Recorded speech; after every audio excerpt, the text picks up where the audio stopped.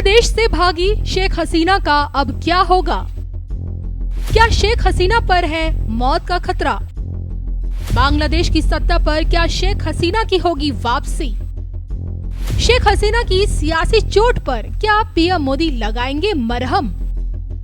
देखिए सिर्फ धर्म ज्ञान पर।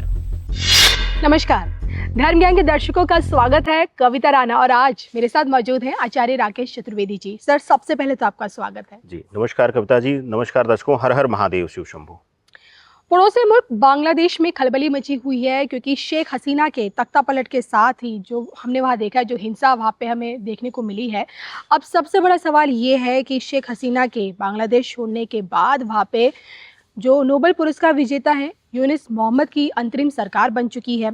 सवाल ये उठता है कि शेख हसीना हमारे देश में अभी रह रही हैं, लेकिन क्या बांग्लादेश की सत्ता पर शेख हसीना वापसी कर पाएगी? शेख हसीना का अब आगे क्या होगा और क्या शेख हसीना के नेतृत्व में बांग्लादेश में आगे भविष्य में सरकार बन पाएगी? इसी के इर्द गिर्द बहुत सारे सवाल है जिस पर हम जानने की कोशिश करेंगे। और हिंदुओं पर जो अत्याचार हो रहा है शेख हसीना के जाने के बाद, उसको लेकर भी, क्योंकि 1,35,000 बंगाली हिंदुओं का आगे का भविष्य क्या कहता है, ये भी जानेंगे। तो चतुर्वेदी जी, सबसे पहले मैं जानना चाहूँगी, शेख हसीना का एक लंबा चौड़ा राजनीतिक करियर रहा है और उन्हीं के परिवार में, चाहे उनके पिता हो, उनके भाई हो, हमने देखा है जिस तरह से उनकी हत्या की गई है सेना द्वारा। तो आपसे जानना चाहते हो आगे क्या है शेख हसीना का भविष्य? देखिए, शेख हसीना के भविष्य से पहले आपने एक शब्द कहा था कि इतने हिंदू या इतने बांग्ला हिंदू, या कह लीजिए कि वहाँ पर उनको प्रताड़ित किया जा रहा है। पहली बात कि आपने कहा कि शेख हसीना के परिवार की हत्याएं हुई या जुड़े हुए चीज़ों को, लेकिन वहाँ पर एक और विषय आता है कविता जी कि शेख हसीना हमेशा से सत्ता की लोभी रही हैं। वह परिवार सत्ता का लोभी रहा है। और आप यह सोचिए कि अपनी प्रजा को अगर छोड़ करके आप दूसरे देश में शरण लेकर के और उनको मरने कटने के लिए छोड़ दीजिए, तो वहाँ पर सिर्फ हिंदू ही नहीं, मुझे लगता है कि इनके पक्षधर या इनके फेवरेबल शेख हसीना के जो मुस्लिम संप्रदाय थे, जो अन्य संप्रदाय के लोग थे, वह भी वहाँ पर बलिदान दे रहे हैं अपने प्राणों का, अपने प्रियजनों का, अपने स्वाभिमान का, अपने इज्जत का, हर तरीके से। तो शेख हसीना का जो सत्ता काल रहा है, यह कोई पहली बार नहीं है। ये इससे पहले भी ये घटनाएं हो चुकी हैं और शेख हसीना देश से बाहर जा चुकी हैं और फिर राजनीतिक, अंतर्राष्ट्रीय राजनीतिक सहारा लेकर के फिर से वह उस गद्दी पर काबिज की हैं। तो अभिप्राय है कि शेख हसीना को पहली चीज कि अपने लोगों के लिए, अपने से जुड़े लोगों के लिए संघर्ष करना सीखना चाहिए, लड़ना सीखना चाहिए। अगर वहां पर स्थिति थी, परिस्थिति ऐसी बन रही थी, तो जाहिर सी बात है पहले से ही शेख हसीना को उसका आभास था। और अगर देखिए, बांग्लादेश का जो ग्रह प्रधानता है वह राहु और बुध प्रधानता है।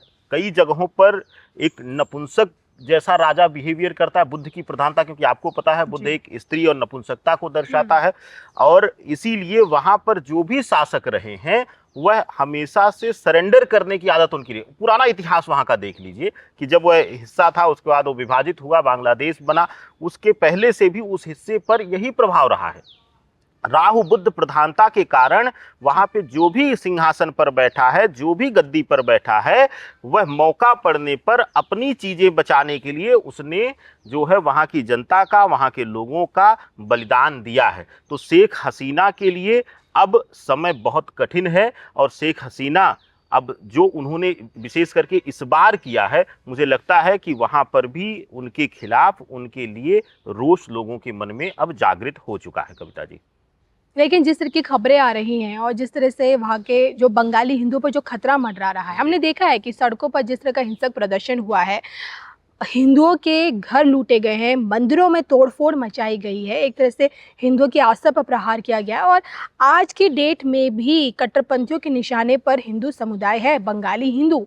तो अब कुछ लोग ऐसा कह रहे हैं कि शेख हसीना ही उन्हें बचा सकती, क्या ऐसा है?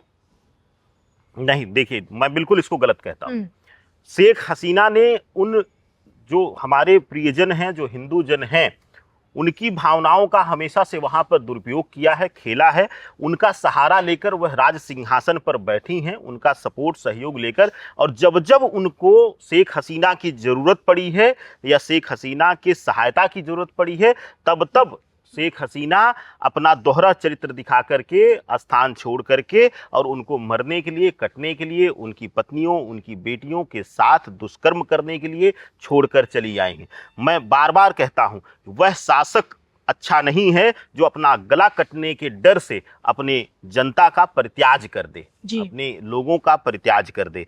तो शेख हसीना ठीक है, वहां पर राष्ट्र छोड़ती, लेकिन वहां पर कुछ अंतर्राष्ट्रीय समुदायों से, अंतर्राष्ट्रीय स्तर पर लोगों से मदद लेकर के, कुछ परिस्थितियों को, आंतरिक परिस्थितियों को बदल करके या सुरक्षित करके तो वहां पर निर्णय लिया। ये अचानक का खेल नहीं है, वहां पर एक लंबे समय से यह चल रहा था विद्रोह, और इस विद्रोह को अनेकों नेक तरीके से जबरन दबाने का प्रयास किया गया था। और जहां भी किसी की भावनाओं को जबरन दबाया जाएगा, अगर उचित तरीके से वहां पर उनको नहीं समझाया जाएगा, जबरन दबाया जाएगा, तो रिजल्ट यही होगा, आंतरिक गृह युद्ध होगा ही होगा। चाहे वह बांग्लादेश हो, चाहे वह पाकिस्तान हो, चाहे वह अफगानिस्तान की देख रहे हैं, हर जगह की यही स्थिति है। जहां जहां कट्टरपंथिता के साथ दबाया जाएगा या उनको रोका जाएगा, परिस्थितियां यही फल देंगी। अंतिम सवाल वही जानना चाहूंगी, बांग्लादेश की सत्ता पर शेख हसीना की वापसी कितनी संभावना आपको लगती है? देखिए, ग्रहीय दृष्टिकोण से जितना हमने शेख हसीना का चेहरा, उनकी भाव भंगिमा का अध्ययन किया है, जब यह केस हुआ, जब हमने समाचार चैनलों पर सुना कि शेख हसीना भारतवर्ष में शरण ली हैं, तो उस समय उनके चेहरे की, उनकी भाव भंगिमा की और बांग्लादेश के प्रभाव की कुंडली का जो हमने अध्ययन किया, जो ग्रहीय प्रभाव का अध्ययन किया, उससे हमें शेख हसीना के लिए अब बहुत कठिन समय दिख रहा है।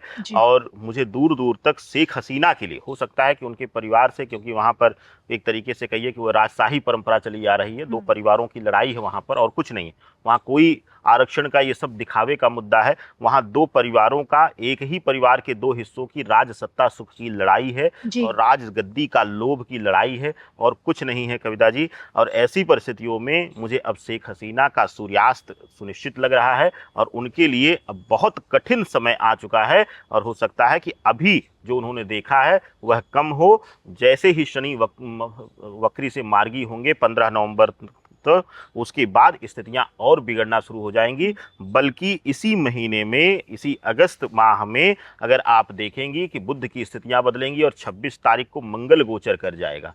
मंगल का गोचर जो है वह देखिएगा कि बहुत कुछ अभी भी जो बांग्लादेश में परिवर्तन कराएगा। जो अभी भी वहां पर सत्ता में हैं, उनके अंदर भी बहुत सारे चेंजेस आने हैं, और शेख हसीना का अब शासन काल मुझे लगता है व्यक्तिगत रूप से समाप्त हो चुका है। इसी के साथ कोई आत्मघाती हमला उनके ऊपर, असैसिनेशन टाइप का कुछ? देखिए, उनके ऊपर कानूनी रूप से कुछ कोर्ट केस इत्यादि वहाँ के देश में उनके लिए चल सकता है, और साथ ही साथ मुझे लगता है कि कुछ समय उनको जेल या कारागार प्रभाव में भी रहना पड़ जाए, क्योंकि अभी जो वर्तमान स्थिति शनि, राहु और केतु की है, उनके मस्तक रेखा, उनके चेहरे से वह दर्शाती है कि आकस्मिक रूप से उनको जेल इत्यादि जाना पड़ सकता है। जी, चलिए, तो आपको हमारा ये वीडियो कैसा लगा कमेंट करके बताएगा ज़रूर, और इसके साथ मुझे और आचार्य राकेश चतुर्वेदी जी को, दोनों को दीजिए इजाज़त। नमस्कार।